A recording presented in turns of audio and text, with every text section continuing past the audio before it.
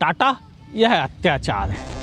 हम Nexon EV max खरीदें और उस पर मैक्स का कोई लोगो ही नहीं कि यह मैक्स एडिशन है, यह गलत है। लेकिन ये वीडियो इस बारे में नहीं है, यह वीडियो है मेरा ड्राइविंग एक्सपीरियंस क्या था नेक्सॉन ईवी मैक्स के साथ।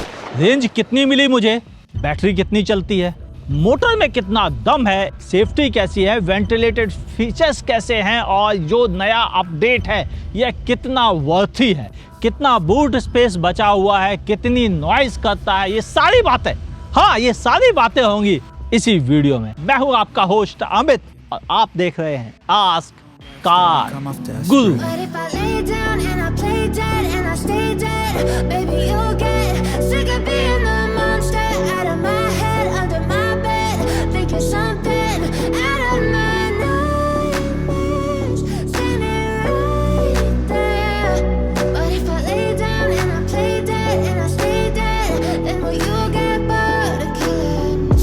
Play dead, will you regret everything that you did, that you said? I don't think you understand what you're doing, and my heart's black and blue from the bruising. Nexon EV और EV max के बीच में काफ़ी differences हैं। अगर आपसे हमारा walk around video miss हो गया हो तो प्लीज़ उसको देख लीजिए। यहाँ पर मैं वो ज़रूरी बातें आपके साथ शेयर करता हूँ जो ईवी के मुकाबले मैक्स में आपको मिलती हैं। जैसे यहाँ पर आपको रीजनरेशन के अलग अलग ऑप्शंस मिल जाते हैं, जिससे आपको पता चलता रहता है कि आपकी कार किस जनरेशन मोड पे चल रही है। जैसे यहाँ पर बटन है, आप चाहे तो इसे इस समय लेवल 1 पर है, आप लेवल 2 कर चुके हैं, लेवल 3 3 2 1 0। अब कोई रीजनरेशन नहीं होगा। हालांकि मैं इसे रिकमेंड नहीं करता, मैं चाहता हूँ कि आप शहर में 1 और 2 पर चलाना पसंद करें और मैंने इसे 2 पे कर दिया है। यहीं पर आपको डिस्प्ले में ही पता चलता रहता है कि ड्राइव मोड में कार कितना मोटर कितना पावर कंज्यूम कर रही है। यानी अगर वह ज़्यादा ऊपर लेवल है उसका, इसका मतलब है कि मोटर ज़्यादा बैटरी से पावर पी रही है, जो आपको और ज़्यादा रेंज लेने के लिए प्रोत्साहित करती रहेगी। Great job Tata Motors. नीचे की तरफ आपको रीजन के भी ऑप्शंस दिखते हैं, जिससे पता चलता है कि जब आप ब्रेक लगाते हैं तो कार की बैटरी वापस कितना तेजी से चार्ज हो रही है, जो आपको हेल्प करता है रीजन होने में, यानी बैटरी से ज़्यादा रेंज लेने में। और ऊपर ही आपको एक सेल के थ्रू कितने % बैटरी बची है वह भी बताया करता है, और आप कितनी रेंज कर सकते हैं इजीली, वो इन्फॉर्मेशन भी यहाँ पर डिस्प्ले में हुआ करती है। साथ ही आपको मिलती है आप किस मोड में गाड़ी चला रहे हैं। हाँ, इसमें आपको 3 मोड मिलते हैं। एक सिटी मोड है, दूसरा sport drive mode activated, economy drive mode activated. यानी इसमें टोटल 3 ड्राइविंग मोड दे रखे गए हैं। इकोनॉमी मोड में आपको थोड़ी ज्यादा रेंज मिल जाएगी, ऑलमोस्ट 7 to 8% ज्यादा रेंज मिलती है, जबकि स्पोर्ट मोड लगाने पर यह रेंज 15 to 20% तक घट जाती है अलग अलग ड्राइविंग पैटर्न पर। मैं आपसे कहूँगा कि आप इसे सिटी मोड पे चलाएंगे तो आपको पावर भी बेहतरीन मिलेगी और रीजनेबल आपको इफिशिएंसी या रेंज भी मिलती रहती है, और मुझे सिटी मोड ज़्यादा अच्छा लगा। क्रूज कंट्रोल के ऑप्शंस मिलते हैं और उसकी इंफॉर्मेशन सामने डिस्प्ले में आती रहती है। इस तरफ आपको ऑडियो कंट्रोल्स के ऑप्शन है और वॉइस कमांड के ऑप्शन है, लाइट के स्विचेस, और इस तरफ आपको वाइपर के स्विच मिलते हैं। हाँ, ये सेम ही है, कोई चेंज नहीं। ये फ्रेंजी है, देखो हिलता डुलता रहता है। मैं चाहता था इसका डिजाइन बदल दिया जाए, इसको भी बदलने की जरूरत है क्योंकि अब ये आउटडेटेड लगता है। और हाँ, इसमें इंफॉर्मेशन काम की सभी मिल जाती है। म्यूजिक की क्वालिटी भी अच्छी है, कोई शिकायत नहीं। अब आजकल और अच्छे म्यूजिक सिस्टम आ गए हैं जिनका टच स्क्रीन बहुत अच्छा होता है, तो उनको देख के थोड़ी सी जलन होती है कि काश इसमें भी और अच्छा हमें मिल जाता। एसी की परफॉर्मेंस बहुत अच्छी है, कोई शिकायत नहीं, बस थोड़ा नॉइज ज़्यादा करता है। नया IRVM आ गया है जो कि ऑटो डिमिंग सिस्टम के साथ है, और यह आप बेहतरीन ढंग से इसे यूज कर सकते हैं, और मेरे हिसाब से बहुत अच्छे फीचर्स में से एक है। सनरूफ तो आपको मिल ही रही है और इसको बच्चे लोग ज़्यादा पसंद करते हैं, मेरे लिए कोई मायने नहीं रखती है। लेकिन मेरे लिए जो चीज़ मायने रखती है वह है इस कार में दी हुई बेहतरीन वेंटिलेटेड सीट्स। यानी आप कार चलाते समय आपको एहसास होगा कितनी कंफर्टेबल होती है वेंटिलेटेड सीट्स, स्पेशली गर्मी के मौसम में जब बाहर का टेम्परेचर 45 डिग्री हो। आपकी सुविधा के लिए यहाँ पर उन्होंने नया जॉग डायल दे रखा गया है, जिससे कि आप अपने मोड सेलेक्ट कर सकते हैं, पार्किंग, रिवर्स, न्यूट्रल और ड्राइव। और इसे ज्वेल डायल बोलती है कंपनी, क्योंकि इसलिए कुछ कुछ ज्वेलरी की तरह से डिजाइन किया हुआ है। भीतर का डिस्प्ले काफी अच्छा है और इंफॉर्मेटिव है, हालांकि इसमें भी अभी भी लैग है। जैसे मैंने एक झटके में जैसे बैक पे पैर रख लूं, ड्राइव मोड, अब पहुंचा ड्राइव मोड, अब ये न्यूट्रल पहुंचा, अब ये पी में पहुंचा। ये थोड़ी सी एक बड़ी चीज है। यहाँ पर electronic parking brake auto hold function के साथ में है।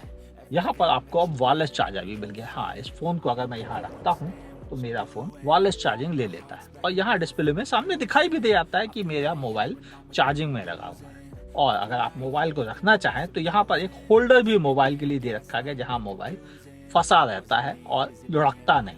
ड्राइविंग पोजीशन को एडजस्ट करने के लिए यह सीट 6 वे मैनुअल एडजस्टेड है। और एक चीज और बताना भूल गया कि वेंटिलेटेड सीट्स के जो बटन है वह सीट पर ही दे रखे गए हैं, इस साइड में और यहाँ पर मौजूद है इस तरफ, जिन्हें कि यूज करना काफी इजी हो जाता है उस व्यक्ति के लिए जो उस सीट पर बैठा हुआ है। यहाँ मोटर बदल गई, बैटरी बदल गई, चलाने का तरीका भी बदल गया, क्योंकि रीजनरेशन शामिल हो गया है। और यह पावरफुल मोटर आपको देती है 143 PS की पावर, 250 Nm टॉर्क के साथ में, जो इसको काफी पंची बनाता है। लेकिन रेंज भी आपको मिलती है क्लेम्ड 437 किलोमीटर की। प्रैक्टिकल रेंज बात करेंगे ड्राइविंग पोर्शन में। मोटर लेआउट काफी नीट एंड क्लीन है, अच्छी कवरिंग दे रखी गई है और चलाने में भी इसका अपना मजा है। थोड़ी सी हमिंग नॉइज आया करती है, सेफ्टी पॉइंट से भी बेहतर है, और अगर ना आती तो और ज़रा अच्छा रहता, क्योंकि यह नॉइज थोड़ा सा डिस्टर्ब भी आपको करती रहती है। लेकिन चलाने में कैसी है, आइए चलते हैं ड्राइविंग सेक्शन में, क्योंकि 0 to 100 किलोमीटर पर आवर की स्पीड क्लेम्ड है सेफ, और सेफ 9 सेकंड में है ना। कमाल की बात, यही तो मजा है इस कार को ड्राइव करने का। तो चलते हैं, परखते हैं इस कार को सड़क के ऊपर कि वहां कैसा परफॉर्म करती है। Nexon EV max. ड्राइव से पहले कुछ और जरूरी बातें आपके साथ शेयर कर लेता हूं जो रियली आपके लिए इम्पोर्टेंट है। पहली चीज, अगर आपसे इस कार का complete walk around video miss हो गया हो तो प्लीज आई बटन पर क्लिक करके उसे देख लीजिएगा, जो अभी 4-5 दिन पहले ही पब्लिश हुआ है। यहाँ पर मैं बात करूंगा केवल और केवल मेरी ओपिनियन क्या है इस कार को ड्राइव करने के बाद। लेकिन जैसे ही आप एक्सीलरेटर पेडल पर पैर रखेंगे आपको एहसास हो जाएगा इसमें कुछ ज़्यादा ही दमखम है, यानी यह ज़्यादा पावरफुल है।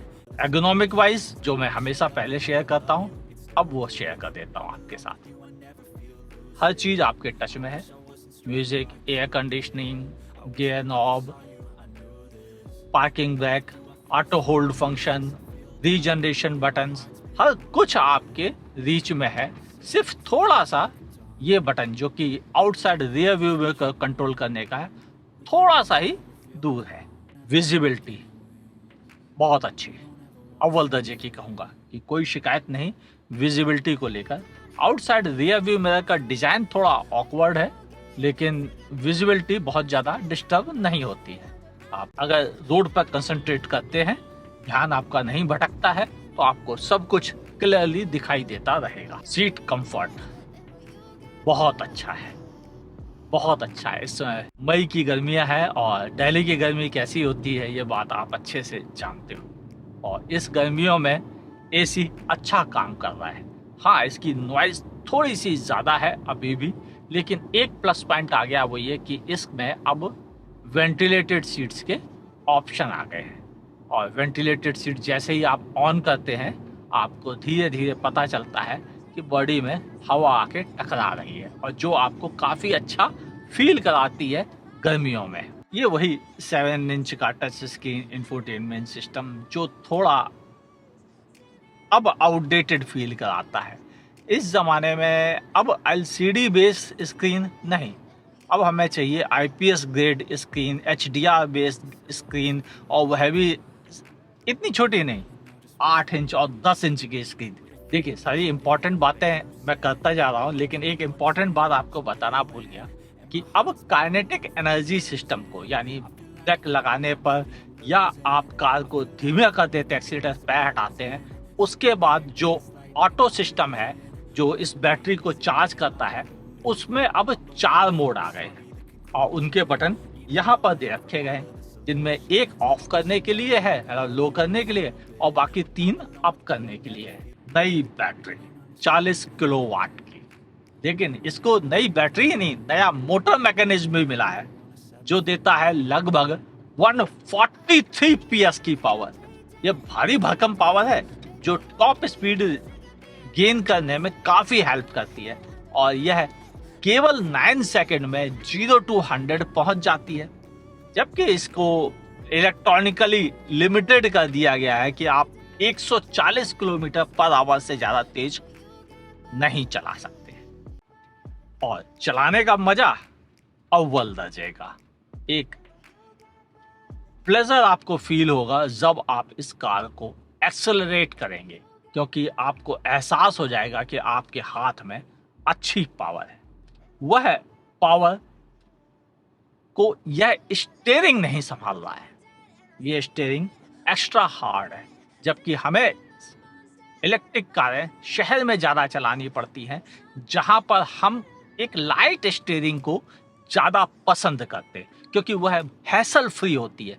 इजीली आप उसे मोड़ सकते हैं। जैसे मुझे यू टर्न लेना है तो अब मुझे इस पर एक्स्ट्रा पावर की जरूरत पड़ेगी, जबकि नॉर्मली इस तरह के टर्न में केवल एक हाथ का हल्का इशारा दे दो और वह जाता है। और इसे भी पूरा रिवर्स बैक भी करना पड़ता है, यानी अपने आप फुल्ली बैक नहीं होता है। ओवरऑल मेरा एक्सपीरियंस मोटर के साथ बहुत अच्छा है, लेकिन जो ये बैटरी पैक है ये एक्चुअल रेंज क्या दे रहा है मैं आपको बताऊं। जब मैंने इस कार को पिक किया था सुबह, तब इस कार में 99-100% चार्ज था, और उस समय इसने रेंज दिखाई थी मुझे 250 किलोमीटर की, यानी मुझसे पहले चलाने वाले व्यक्ति के हिसाब से उसने कैलकुलेट की थी, और उस व्यक्ति ने काफी रफ चलाई होगी तभी इतनी कम दिखा रहा था। ये 40 किलोवाट जो बैटरी पैक है ये नॉर्मल नेक्सॉन ईवी, हाँ वो अभी डिसकंटिन्यू नहीं हुई है, वो भी चलती रहेगी, साथ साथ बिकती रहेगी, उसके मुकाबले लगभग 100 किलो इसका वजन ज्यादा है। यानी जो 10 किलोवाट का वजन है वह यहाँ पर इंक्रीज हुआ है, और उसकी वजह से 100 किलोग्राम की वजन लोड बढ़ गया है, और यह भी कार की रेंज को थोड़ा कम करता है। यानी 40 किलोवाट बैटरी पैक का आप पूरा मजा नहीं उठा पाते हैं, क्योंकि 100 किलोग्राम एक्स्ट्रा पड़ गए। मैं हमेशा कहता हूं कि 200 किलोमीटर की रेंज प्रैक्टिकल रेंज है, और इसके ऊपर जो भी मिलेगा वो आपके लिए रियली एक्स्ट्रा होगा। क्या चार्जिंग लेगी? देखो ये सवाल एक ऐसा सवाल है जिसका जवाब देना बहुत जरूरी है, क्योंकि इसके साथ आपको 3 तरह के चार्जिंग ऑप्शंस है। पहला चार्जिंग ऑप्शन जो है इसके साथ वो ये कि 3.2 किलोवाट का एक पोर्टेबल चार्जर आपको साथ में मिलता है। अगर आप उससे घर पर चार्ज करते हैं किसी 15 एम्पियर के सॉकेट से, तो वह सॉकेट में लगभग 11 घंटे में यह कार पूरी तरह मतलब 0 to 100 चार्ज कर लेती है। दूसरा चार्जिंग ऑप्शन 7.2 किलोवाट का वॉल चार्जर, यानी पोर्टेबल नहीं, वो आपके घर में फिट कर दिया जाएगा, और उससे लगभग 6.5 आवर्स में 0 to 100 चार्ज हो जाएगी। यानी अगर 20% आपने छोड़ दी है बैटरी पहले से, तो जैसे कि हम सब करते ही हैं, तो आप ये मान के चलें कि लगभग 5-5.5 घंटे में फुल चार्ज हो जाएगी आपकी ज़रूरत के अनुसार। और एक और रिकमेंडेशन होती है इलेक्ट्रिक कारों के लिए कि प्लीज़ 100% चार्ज ना करें। 85% अगर चार्ज हो गई है तो उसे परफेक्ट मान लें, तो इससे बैटरी की लाइफ और भी अच्छी हो जाती है। यानी दोनों अच्छी करने के तरीके आपको बता दिए कि फास्ट चार्जिंग सिर्फ इमरजेंसी में करें और नॉर्मल चार्जिंग करें, और दूसरी चीज़ कि 85% करने के बाद कोशिश करें जब तक इमरजेंसी नहीं है तब तक आप उससे ज़्यादा चार्ज ना करें। यानी आपको अगर लॉन्ग रेंज नहीं जाना है तो केवल 85% चार्ज करके इसका इस्तेमाल करें, और ऐसा करने से आप इसी बैटरी को, जिस पर 8 साल की वारंटी है, 16 साल यूज कर लेंगे और कुछ नहीं बिगड़ेगा। अब तीसरा जो फास्ट चार्जिंग सेटअप है इसके बारे में बात की है अभी हल्की सी मैंने, कि बाजार में जो मिलते हैं चार्जर, वहाँ पे 11 किलोवाट, 33 किलोवाट, 25 किलोवाट और 50 किलोवाट के डीसी फास्ट चार्जर, यानी 33 और 50 किलोवाट के जो डीसी फास्ट चार्जर हैं उनमें आप इसको चार्ज कर सकते हैं और उनसे थोड़ा जल्दी चार्ज हो जाएगा। जैसे 50 किलोवाट से लगभग 56 मिनट में 0 to 80% चार्ज हो जाएगा। हालांकि 0% करता कौन है, 20% 15% के बाद ही आदमी चार्जिंग में लगा देता है और उस समय लगभग 40-42 मिनट में यह 80% चार्ज हो जाएगी, जो सेफ चार्जिंग कहलाती है। यानी एक प्रैक्टिकल चार्जिंग इसमें उपलब्ध। और ये मेरा मानना है कि 50 किलोवाट चार्जिंग सिर्फ तभी करिएगा जब आपको इमरजेंसी हो, आइदर घर पे चार्ज कीजिए और पैसे बचाइए, क्योंकि बाहर चार्ज करेंगे तो आप ये मान के चलिए 14 रुपीज़ से लेकर 18 रुपीज़ पर यूनिट का खर्च आएगा पर किलोवाट का। जबकि घर पे चार्ज करेंगे तो मेरे यहाँ पर 7 to 8 रुपीज़ पर किलोवाट है। हो सकता है आपके शहर में कम हो। हाँ, सेफ्टी वो भूल गया क्या, important. ABS, EBD, brake assist, hill hold, hill descent control, electronic stability program, disc wiping, ऐसे बहुत सारे इसमें फीचर्स हैं। साथ ही 2 स्टैंडर्ड एयर बैग है सामने, साइड एयर बैग नहीं है, माफी चाहता हूँ, लेकिन नॉट बैड। एक्सीडेंट कंडीशन में यह आपको सेफ रखने के लिए क्रैश टेस्ट रेटिंग जो इसी बॉडी वाली नेक्सॉन IC इंजन के साथ हुआ था उसमें 5 स्टार मिले थे। और मेरे हिसाब से इसमें तो और ज़्यादा सेफ्टी फीचर्स हैं और बैटरी नीचे है तो यह कहीं ज़्यादा सेफ होनी चाहिए क्रैश टेस्ट रेटिंग में, लेकिन 5 से ज़्यादा क्या होगी। हाँ, ब्रेक्स भी इसके इम्पॉर्टेंट हो गए हैं क्योंकि अब चारों पहियों में आपको डिस्क ब्रेक मिलते हैं, जिससे यह कार स्टॉपिंग डिस्टेंस भी बढ़िया होता है। और अगर आप इसे काइनेटिक रिवर्स जो चार्जिंग सेटअप है उस पर तीसरे पॉइंट पर आ जाते हैं तो यह बेहतरीन ब्रेकिंग का नमूना पेश करती है। यानी सेफ्टी में बहुत अच्छे, उसका रीजन ब्रेक्स अच्छे और दूसरा क्रैश टेस्ट रेटिंग भी अच्छी। आइए कंक्लूजन में थोड़ी सी बातें करते हैं। कंक्लूजन में क्या बात की जाए नेक्सॉन EV मैक्स के बारे में। हाँ, ये मैक्स एडिशन है। मैक्स एडिशन में बैटरी रियली बड़ी है और उसका असर रेंज में क्लियरली दिखता है। मोटर पावरफुल है, वह भी क्लियरली पता चलती है कि पावरफुल है। और ढेर सारे सेफ्टी फीचर्स और यूजफुल फीचर्स जैसे वेंटिलेटेड सीट्स, उसका भी अपना मजा है। यानी मैक्स रियली यूजफुल है। और मेरा मानना है कि अब आउट स्टेशन जाने के लिए यह एक अच्छा ऑप्शन हो गई है। हालांकि अभी भी यह इंडिया की सबसे अधिक बिकने वाली इलेक्ट्रिक व्हीकल है, तो क्या इस प्राइसिंग के साथ जो कि 17 लाख से स्टार्ट होती है परफेक्ट ऑप्शन है?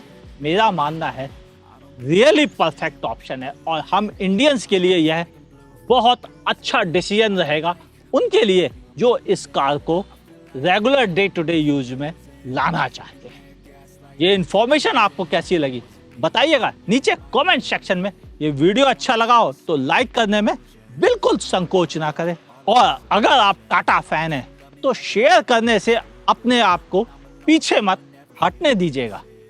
फेसबुक पे देखें तो मेरे पेज को लाइक कीजिए, फॉलो करना ना भूलिए। यूट्यूब पे देखें तो मेरे चैनल को सब्सक्राइब कीजिए, बगल में दी हुई नोटिफिकेशन बेल दबाना ना भूलिएगा। मुलाकात होगी ऐसे ही किसी शानदार वीडियो के साथ। देखते रहिए आज car Guru. Never really know just what you want. With you I don't ever feel calm. I can feel the sweat inside my palms.